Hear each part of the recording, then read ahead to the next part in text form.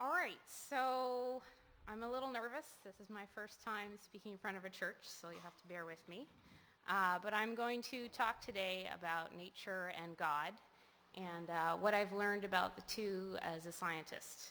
For those of you who don't know, I work as a marine biologist at the Huntsman in St. Andrews. It's the organization that has the aquarium. I don't work at the aquarium. I work in another department. My department's called the ARC. It stands for Atlantic Reference Center, but it's also a pun on Noah's Ark, because part of what we do is we have a natural history research museum where we try to collect at least one of every species of everything in the Canadian Atlantic. So just like Noah collected two of every animal on his ark. And another part of our work is taxonomy, which is identifying and naming species, kind of like Adam in the garden named all the animals. So I like to think as my career forerunners, I have both Adam and Noah. So as humans, what's our response to creation? And our primary response is awe, and it goes back to the psalmist who wrote, "The heavens declare the glory of God, the skies proclaim the work of his hands. Day after day they pour forth speech. Night after night they reveal knowledge. They have no speech, they use no words. No sound is heard from them. Yet their voice goes out to all the earth, their words to the end of the world." And so as Christians, we recognize the work of the Creator and the awe that we have in nature. And to me and to a lot of people, it's a form of worship to be able to look at God's work and really appreciate him and give him the honor and credit for that. But you find the same thing in scientists. Both Christian and non-Christian. Even if it doesn't make it into scientific publication, the language that scientists use when they talk about the passion that drives them to do the work they do, it's really just awe, and they're just blown away by how amazing the work that they're studying is. So I think it's something inherent as humans that we recognize the magnificence of God's work. So when we examine nature, we learn a lot about the character of who made it, of the Creator. It's a bit like studying some works of art by a great artist. The more you look into the particular pieces, you start to understand and get an idea of the personality of the artist.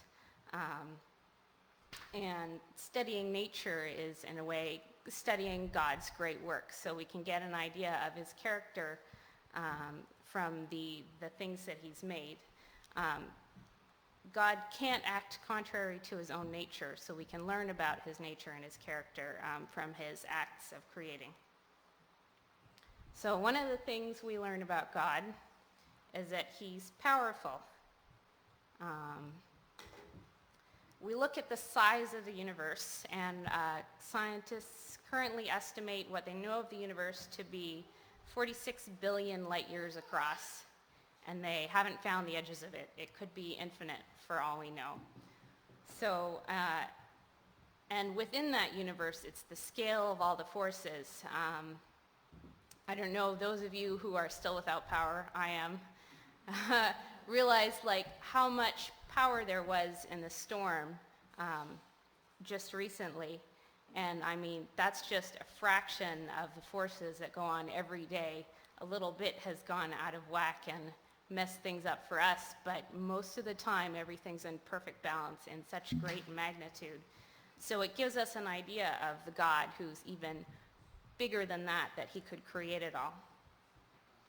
So one of the times that I most felt the magnitude of God was I was camping in the desert, and it was a very, very flat, still plain, and there was no light because we were way out in the middle of nowhere, and the sky was just huge and full of stars. And standing there, I really felt like I was just a small person on the surface of a little planet in this vast universe. And I really felt the magnitude of God, the size of him, that he is above all that and yet still loves me specifically, that little small person on that planet. So another thing we can learn about God from his creation is that he's creative. As big as his universe is, it's also incredibly complex. And the smaller you look at things, they don't get any simpler. There's still the same amount of care in all the different facets of the tiny things as there is in the big things. Again from Psalms.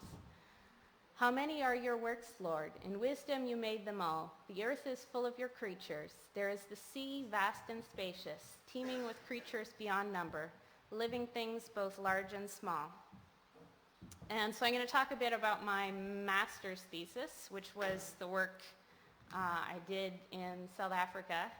And so what I did was I took little squares of sediment from off of coral reefs, so just, a little bit of mud, and I picked through them bit by bit under the microscope to find all the living things in the sand. I was looking at macroinvertebrates, so crabs, shrimp, snails, clams, worms, more worms, mostly worms.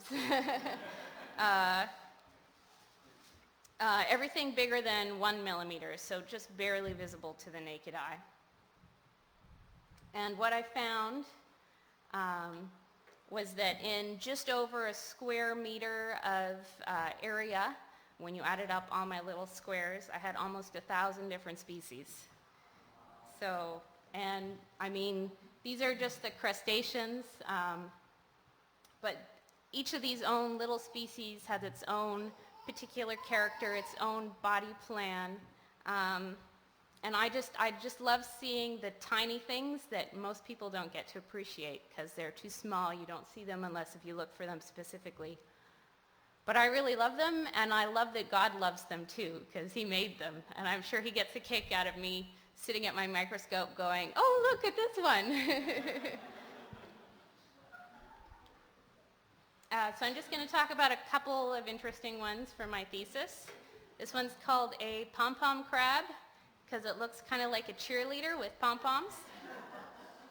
And it was about maybe an inch. It was one of my really big ones. It was maybe an inch big. And instead of the regular claws, they have modified claws that are specialized in holding little stinging anemones. So the anemones are related to jellyfish and corals. They have stinging tentacles, and so the crab will use the anemones on his pinchers as like a boxer uses boxing gloves to punch fish to make sure they leave him alone and go after his prey. So that's just a neat little symbiosis in nature. Yeah, they're cute.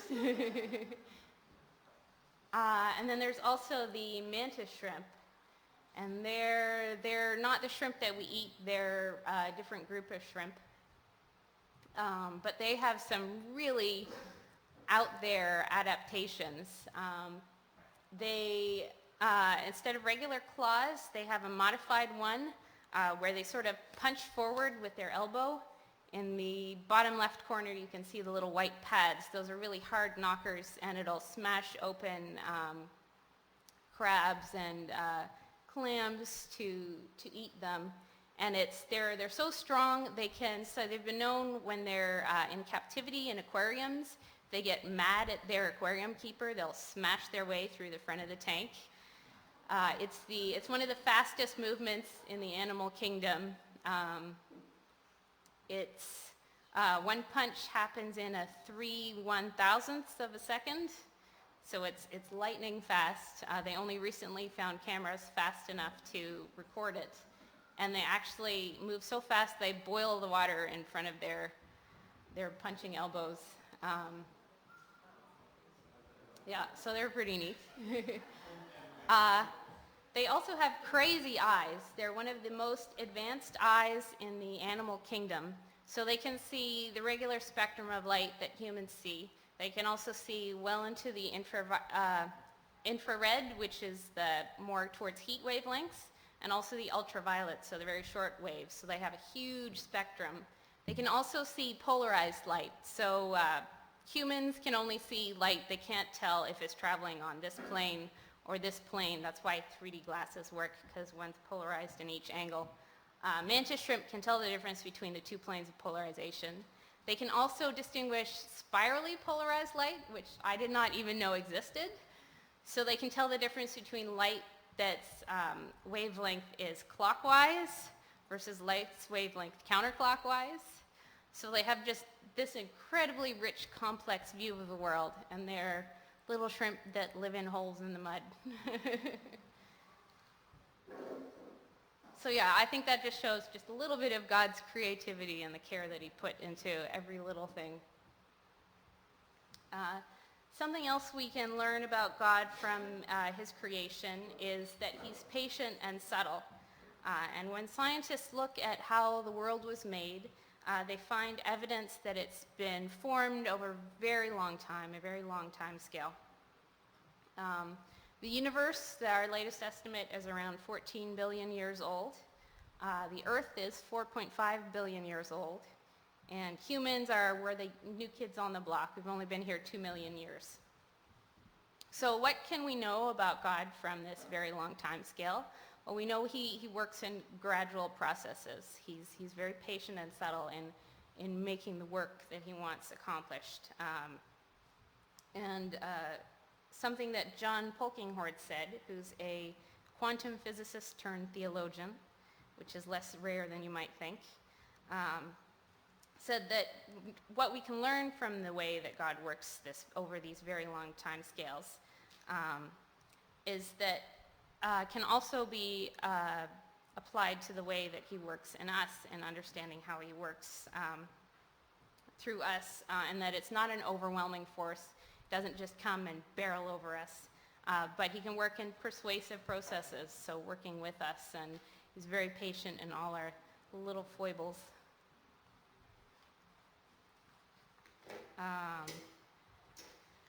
We also know from the natural world that God is faithful. And it's the very basis of science that the natural laws always act the same. So you can do an experiment once and you'll get one answer, and you can do the exact same experiment the exact same way and it'll be the same answer. You won't just get random outcomes from chaos. Gravity always works the same. The laws of thermodynamics are never broken. The sun always rises in the east and sets in the west. And we can learn from this that logical, ordered world is that way because it has a logical and ordered creator. And belief in a rational God, rational creator God, was the basis of modern science, developed mostly by medieval Christians. And there were 4 things that really prompted the start of what we know as modern science, and there were 4 things inherent to Christianity. One was the doctrine of lawfulness of nature. That is, we knew there was a logical God. We weren't just stumbling around out of chaos in chaos. The need to examine the real world rather than relying on pure reason. This was something that came out of the study of the Bible, and looking for proofs for theology moved into the natural world to look for proofs there. The preservation of literacy in the medieval ages after the fall of the Roman Empire was also a very key function of the medieval church. And the belief that science was a sacred duty. There was a lot of the older scientists who moved back and forth from science and theology all the time because they viewed it as both parts of the same whole, studying the nature of God in humanity and the nature of God in the natural world. So one more thing we can learn about God from creation is that he loves beauty. And beauty is everywhere in nature. We can see it all around us in the colors of a sunset, the sound of birds singing, the elegance of spiral galaxies. And deeper still, when we look at the math behind all those things, we see beauty as well. There's a common axiom among physicists and mathematicians that the equation that's the most beautiful is almost always the one that's the most true. So I really only have a vague idea of what beautiful math looks like. But it makes sense to me that the rules that God used to put the universe together would also make neat and tidy equations. And they did a poll among mathematicians, and they found, most of them said that they found Euler's equation the most beautiful. And it has all sorts of implications where the root of natural logs to the power of imaginary numbers times pi plus 1 always equals 0. So it seems like it's just random things that they threw together, but it makes this very neat and tight equation that has all sorts of implications and other things.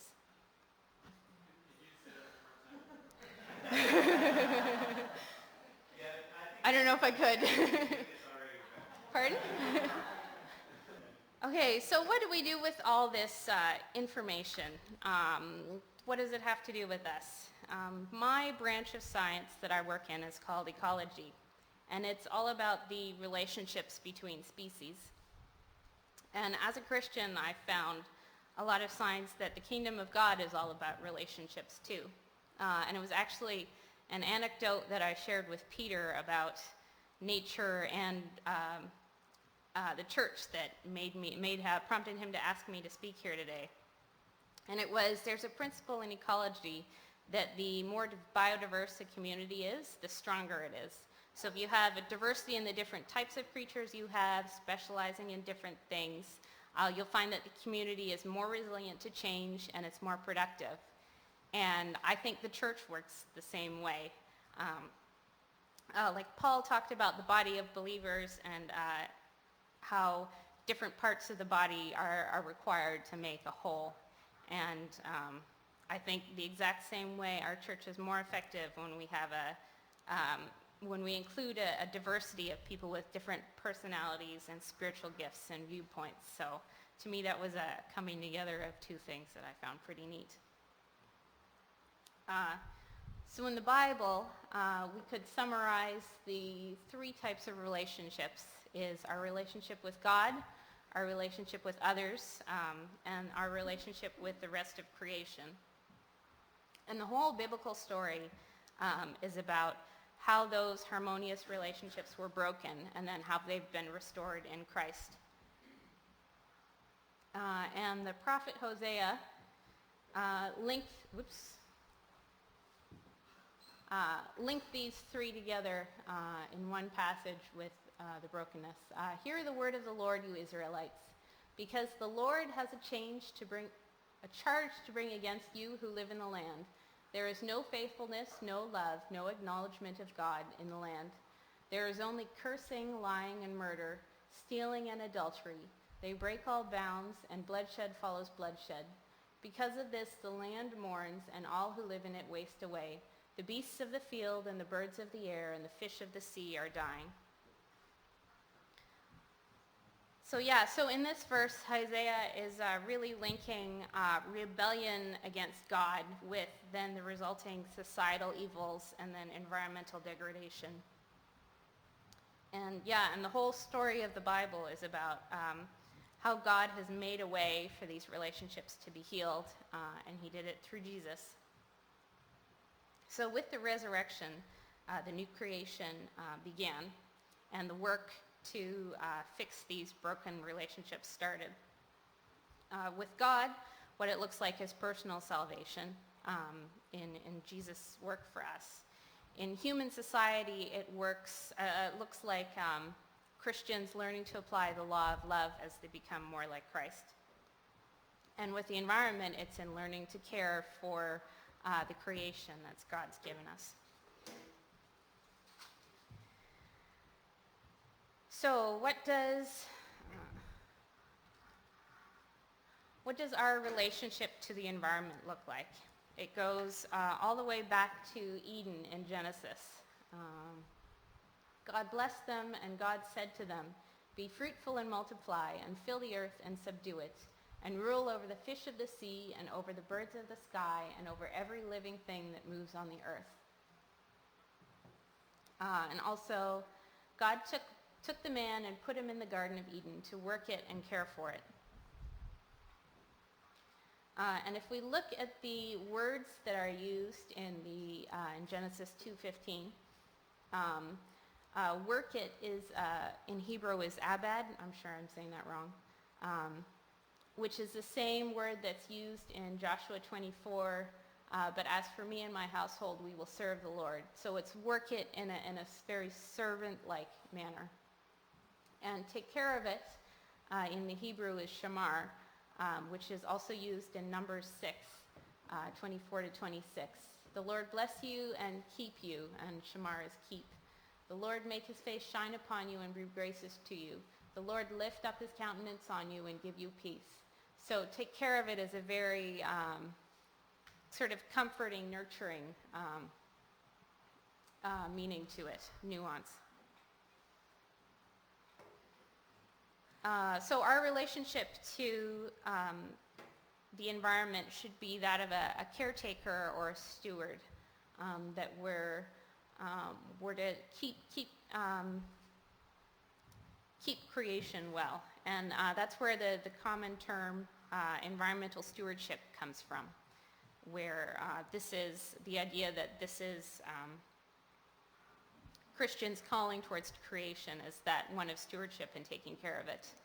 Now this verse, Genesis 2:15, is sometimes interpreted as God giving humans dominion over creation, given to us by God strictly for our benefit to use it up. But I think that translation misses the mark in really understanding how God intends us to relate to creation. And so when I was a girl, I was in art class, and we made these little gift bags.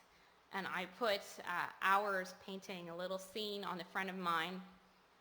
And I it was Christmas time, so I put my Christmas present for my little sister in this beautiful gift bag that I made. Well, beautiful as an 8-year-old can make a gift bag. So I put her present in, and I put it under the tree, and on Christmas morning, we all went to open presents, and she just ripped straight through the middle of it to get to the present inside. And now I'd given her that gift, and it was hers to do with as she liked, but boy, didn't that hurt. And although in retrospect, it gave me a great sermon illustration, because I think that that's exactly how God feels when he gave us his creation, and we just ripped right into it to pull out the resources that we want, just carelessly, willy-nilly, leaving destruction in our wake. Yeah. I'm glad it was useful. Yeah. So when I was looking into environment and Christianity, I came across this quote from John Calvin back in the 16th century. And it's really long because they were wordy back then, but I really like it, so I'm going to try to read most of it. The earth was given to man with this creation, that he should occupy himself in its cultivation. The custody of the garden was given in charge to Adam, to show that we possess the things which God has committed to our hands, on the condition that, being content with the frugal and moderate use of them, we should take care that we shall remain. Take care of what shall remain. Let him who possesses a field so partake of its yearly fruits, that he may not suffer the ground to be injured by his negligence, but let him endeavor to hand it down to posterity as he received it, or even better cultivated. Let him so feed on its fruits, that he neither dissipates it by luxury, nor permits it to be marred or ruined by neglect. Moreover, that this economy and this diligence with respect to these good things which God has given us to enjoy may flourish among us. Let everyone regard himself as steward of God in all things which he possesses. Then he will neither conduct himself dissolutely nor corrupt by abuse those things which God requires to be preserved. So I really like that quote. I think it sums up well what we're about.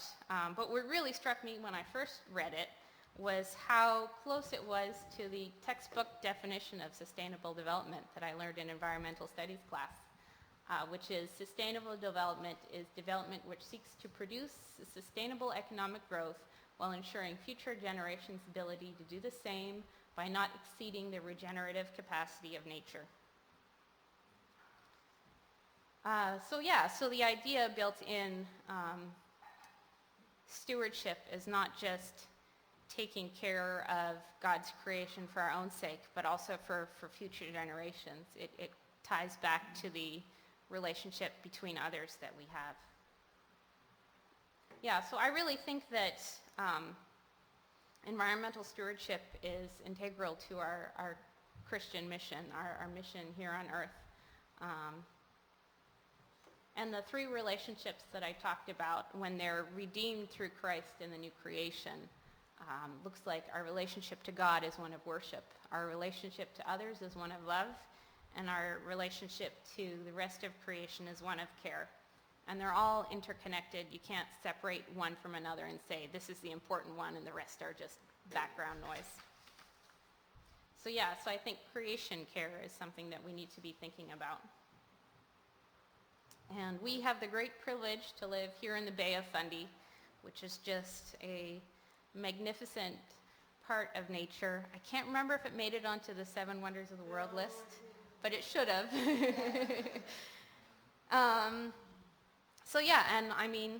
I think it's good for us to do our best to be aware of the issues that our local area is facing and do our best to, we should and do work to keep it in good condition. But part of the problem with environmental degradation is that it disproportionately affects the poor. And so these are some pictures of the developing world, mostly Asia, where a lot of the consumer goods that we use are made. And these are the things that we don't see, so we don't always know that we worry about. But the people who live there are definitely living through it. So it's smog and plastic litter and eutrophication, so too much nutrients makes the algae bloom and then all the fish die.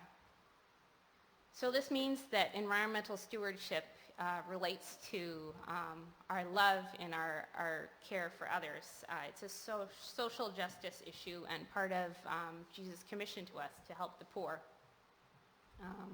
As he said in Luke 4:18, "The Spirit of the Lord is on me because he has anointed me to preach good news to the poor.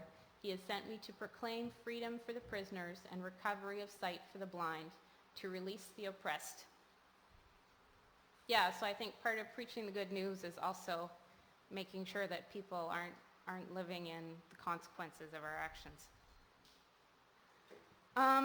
So I think the point that I was trying to make, one of the points, was that care of creation isn't something that's incidental to our real faith. It's really an integral part of a full understanding of Jesus' redemption of the earth. And some people might say, don't worry about global warming or sea level rise or species extinction, because we know that Jesus is going to come back and we're going to make it that far at least. And that may be true, but I think it greatly misses the point. We should have deeper motivations that spur our care for the environment, motivations that are rooted in our mission to be as Jesus light to the world, and in love, and motivated by the love we have for the work of creation that God has revealed so much of himself in. So that's it for me. Thanks.